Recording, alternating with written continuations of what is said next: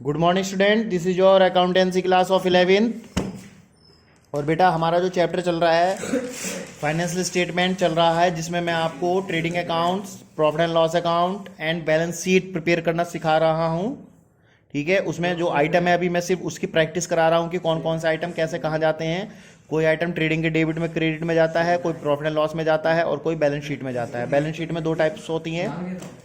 वही ठीक है, तो आज उसमें हम क्या कराएंगे बेटा, आपको फोर्थ क्वेश्चन कराने जा रहे हैं। देखिएगा, किसी बुक में सेकंड है, किसी में फोर्थ है ना, तो वो आप अपना आप देखेंगे क्या है। From the following trial balance prepare trading and profit and loss account for the year ended 31 March 2019 and the balance sheet as the date. तो यहां पर जो आप हेडिंग डालेंगे फॉर द ईयर एंडेड, वो डालेंगे बेटा 31 मार्च 2019, और बैलेंस शीट के नीचे जो लिखेंगे एज ऑन, लिखेंगे एज ऑन 31 मार्च 2019। ठीक है बेटे, अब देखो ये स्टॉक लिखा 1 अप्रैल 2018 को, तो ये फर्स्ट डेट का दे रखा ना, फर्स्ट डेट का दे रखा है, तो क्या है बेटा ये हमारे लिए, बताओ। ओपनिंग स्टॉक, बिल्कुल सही कहा, to opening stock. Opening stock है हमारे सामने 22,300 रुपीज़ का। उसके बाद परचेज, और परचेज रिटर्न दी हुई है, तो पहले तो परचेज लिख लेंगे हम, बहुत धीरे धीरे बोल रहा हूँ मैं। परचेज लिख लेंगे पहले 2,30,000 रुपीज़ की। और उसके बाद जो रिटर्न दी हुई है ना, ये परचेज रिटर्न ही है बेटा, तो ये क्रेडिट में, इसका बैलेंस भी कहाँ में लिखा हुआ है, देखो आप गौर से, क्रेडिट में लिखा हुआ है 5,200 रुपीज़। ठीक है, उसके बाद दिया हुआ है फ्री होल्ड प्रमाइजेज। फ्री होल्ड प्रमाइजेज होती है जो गिरवी रखी हुई नहीं होती है हमारी प्रॉपर्टी, वो फ्री होल्ड प्रमाइजेज। इसकी अमाउंट दी हुई है आपको 1 लाख रुपीज, 1 लाख रुपए। ठीक है बेटे, उसके बाद दिया हुआ है इंसिडेंटल ट्रेड एक्सपेंसेस। ये हमारा प्रॉफिट एंड लॉस के डेबिट का आइटम है। कहाँ का आइटम है? Incidental trade expenses. ठीक है, ट्रेड प्रॉफिट एंड लॉस के डेबिट का आइटम है 11,200 रुपीज। उसके बाद दिया हुआ है इंश्योरेंस। इंश्योरेंस भी पीएल के डेबिट में ही आता है। इंश्योरेंस 1,850। उसके बाद दिया हुआ है ऑडिट फीस। क्या दिया हुआ है? ऑडिट फीस, वो है 800 रुपीज़ की। कमीशन रिसीव्ड, अब रिसीव्ड कह दिया ना इन्होंने, और वैसे भी देखो इसके पैसे कहाँ दिए हुए हैं इन्होंने, अमाउंट कहाँ दी हुई है, क्रेडिट में, तो इससे भी पहचान हो रही है 2,700 रुपीज़ है ना। ठीक है बेटे, आगे आते हैं इंटरेस्ट। इंटरेस्ट की अमाउंट देखो कहाँ लिखी हुई है, इंटरेस्ट की अमाउंट लिखी हुई क्रेडिट में, तो आप भी प्रॉफिट एंड लॉस के क्रेडिट में लिखेंगे इंटरेस्ट 1,400 रुपीज। उसके बाद डेटर्स एंड क्रेडिटर्स दिए हुए हैं, ये हमारा लायबिलिटीज एंड एसेट्स में जाता है। डेटर्स जो हैं वो तो जाएंगे एसेट्स में, और डेटर्स की अमाउंट है 32,400 रुपीज, एंड क्रेडिटर्स जाएंगे लायबिलिटीज में। एक एक आइटम क्लियर करके बोल रहा हूँ, 24,830, 24,830 रुपये। ठीक है बेटा, अब हमने क्या लिखा है इधर देखें, वेजेस। वेजेस जो होता है ट्रेडिंग के डेबिट का आइटम होता है। कहाँ का आइटम होता है बेटे? ट्रेडिंग के डेबिट का वेजेस, और वेजेस की अमाउंट है 30,200 रुपीज।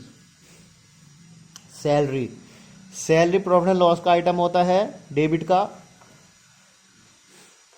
15,200 रुपीज। उसके बाद कैपिटल दी हुई है, कैपिटल लायबिलिटीज का आइटम होता है। कहाँ का आइटम होता है? लायबिलिटीज, याद करने के आइटम है ये बेटा आपके सब। और कैपिटल दी हुई है हमें 1.5 लाख, 1,50,000 रुपीज की।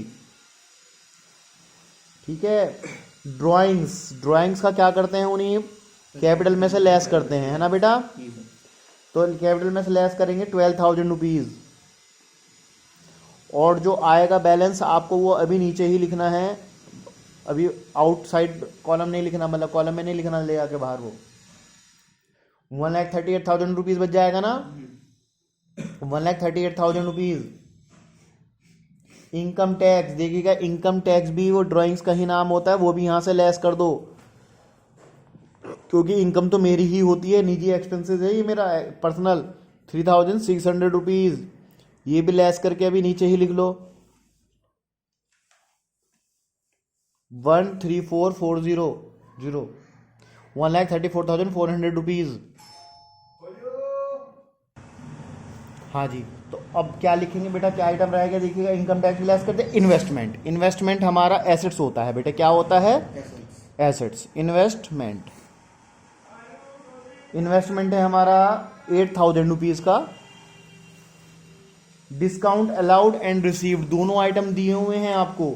अलाउड यानी कि जो अलाउड की अमाउंट है वो तो डेबिट में लिखी हुई है, और जो रिसीव है वो क्रेडिट में लिखी हुई है। तो जो डिस्काउंट अलाउड है वो तो डेबिट में लिख दो, प्रॉफिट एंड लॉस के। डिस्काउंट,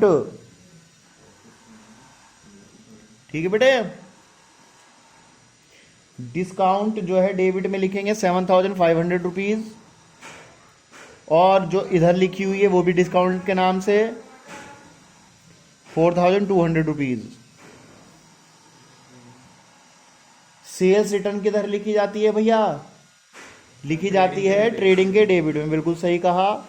सेल्स रिटर्न, अमाउंट पहले दी हुई है इसकी क्योंकि 6,400, और बेटा इसकी सेल्स कहाँ लिखी जाएगी, सेल्स क्रेडिट में, ट्रेडिंग 3,17,400 रुपीज। बिल रिसीवेबल, कहाँ का आइटम, बिल रिसीवेबल, एसेट्स का, बिल्कुल सही कहा, एसेट्स का आइटम है बिल रिसीवेबल 5,200 रुपीज। उसके बाद है बेटा ऑफिस फर्नीचर, ये भी यहीं आएगा एसेट्स में। कहाँ आएगा, एसेट्स में, office furniture 9,000 rupees. Rent, rent है, अच्छा सॉरी,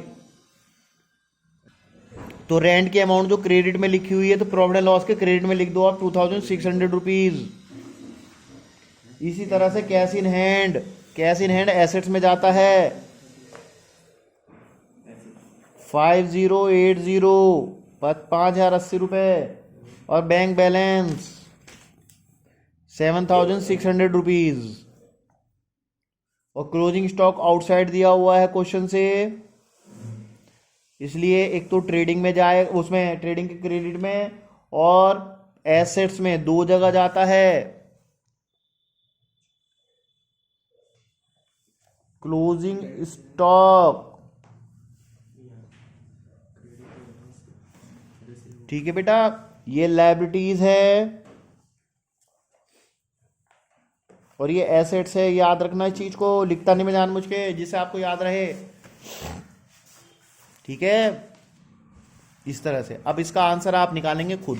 अभी जैसे मैंने लास्ट वीडियो में कल बताया था आपको, लास्ट वीडियो में बताया था मैंने आपको, तो आप खुद निकालेंगे उसी तरह से। कोई प्रॉब्लम अगर आपको क्रिएट होती है तो आप मुझसे फ़ोन करके बात कर लें, या स्कूल में आके मुझसे मिल लें, अपना डाउट क्लियर कर लें, बिल्कुल भी बेझिझक, है ना।